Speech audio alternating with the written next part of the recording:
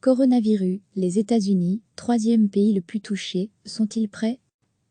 Sujet JT du 21 mars. Il y a plus de 300 000 cas confirmés de coronavirus dans le monde, le pays le plus touché restant la Chine, 81 394 selon l'université Johns Hopkins, suivi de l'Italie, 53 578. Mais désormais les États-Unis ont plus de cas, 26 747, que l'Espagne, 25 496. Les États-Unis comptent aussi 340 décès, avec les États de Washington et de New York comme épicentre, 94 et 70 décès. Face à l'épidémie, comment réagit la première puissance au monde? Le président américain Donald Trump, qui au début semblait prendre à la légère le coronavirus, a décrété l'état d'urgence. Mais il est sceptique quant aux mesures de confinement. Il veut stimuler l'activité économique. Il exhorte républicains et démocrates à s'accorder sur un plan de relance de 1000 milliards de dollars. Nous préparons des mesures comme personne n'en a jamais vu, a-t-il déclaré à la Maison-Blanche, à moins de 8 mois de l'élection présidentielle. Il peut compter sur l'appui de son vice-président, Mike Pence, dont le test s'est révélé négatif. Pour répondre aux demandes du gouvernement américain, des entreprises se lancent sur le marché des masques, respirateurs et autres équipements médicaux. L'administration des médicaments autorise l'emploi d'un premier test rapide capable de détecter les cas positifs de coronavirus en environ 45 minutes. Le test produit en Californie pourrait être disponible dès la semaine prochaine. La hausse du nombre de cas décelés suit le déploiement des tests de dépistage. Plus de 195 000 Américains ont été testés. Sur le terrain, ce sont surtout les États qui doivent gérer la crise. De plus en plus d'États passent à des mesures contraignantes qui vont freiner la première économie mondiale. Les deux plus peuplés, Californie et New York, ont fermé tout commerce non essentiel et confiné leur population. Le New Jersey, l'Illinois et le Connecticut les ont imités. Mais le confinement suffira-t-il? Selon un article publié cette semaine par le New England Journal of Medicine, les États-Unis seraient mal préparés, notamment en comparaison avec l'Italie, avec par exemple moins de lits disponibles. Bien que le système de santé italien soit très apprécié et compte 3,2 lits d'hôpital pour 1000 habitants, contre 2,8 aux États-Unis, il a été impossible de répondre simultanément aux besoins de tant de patients gravement malades, écrit le docteur Lisa Rosenbaum, cardiologue au Brigham and Women's Hospital de Boston. Les États-Unis sont 2 mois en retard dans leur préparation, déclare un autre expert à CNN cette semaine. Je pense que c'est la responsabilité fondamentale du gouvernement d'avoir agi il y a longtemps, juge le docteur Eric Tonnet, du Johns Hopkins Center for Health Security. Un autre médecin pointe le manque de personnel plus encore que la pénurie d'équipements. Cela épuise simplement notre personnel. Les soins de santé sont compliqués et les gens font des erreurs lorsqu'ils sont surchargés de travail, avertit David Hill de l'Association américaine du poumon. Tout peut s'effondrer très rapidement, si les travailleurs de la santé tombent malades, tout peut s'effondrer très rapidement, mais aussi en garde, le docteur Peter Otey, doyen de l'École nationale de médecine tropicale du Baylor College of Medicine.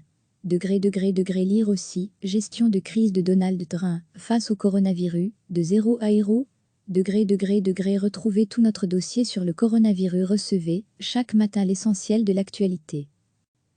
Il y a plus de 300 000 cas confirmés de coronavirus dans le monde, le pays le plus touché restant la Chine, 81 394 selon l'université Johns Hopkins, suivi de l'Italie, 53 578. Mais désormais les États-Unis ont plus de cas, 26 747, que l'Espagne, 25 496. Les États-Unis comptent aussi 340 décès, avec les États de Washington et de New York comme épicentre, 94 et 70 décès. Face à l'épidémie, comment réagit la première puissance au monde? Le président américain Donald Trump, qui au début semblait prendre à la légère le coronavirus, a décrété l'état d'urgence. Mais il est sceptique quant aux mesures de confinement. Il veut stimuler l'activité économique. Il exhorte républicains et démocrates à s'accorder sur un plan de relance de 1000 milliards de dollars. Nous préparons des mesures comme personne n'en a jamais vu, a-t-il déclaré à la Maison-Blanche, à moins de 8 mois de l'élection présidentielle. Il peut compter sur l'appui de son vice-président, Mike Pence, dont le test s'est révélé négatif.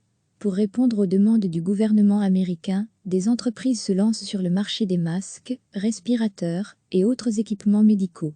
L'administration des médicaments autorise l'emploi d'un premier test rapide capable de détecter les cas positifs de coronavirus en environ 45 minutes.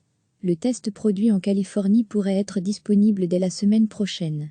La hausse du nombre de cas décelés suit le déploiement des tests de dépistage. Plus de 195 000 Américains ont été testés. Sur le terrain, ce sont surtout les États qui doivent gérer la crise. De plus en plus d'États passent à des mesures contraignantes qui vont freiner la première économie mondiale. Les deux plus peuplés, Californie et New York, ont fermé tout commerce non essentiel et confiné leur population. Le New Jersey, l'Illinois et le Connecticut les ont imités.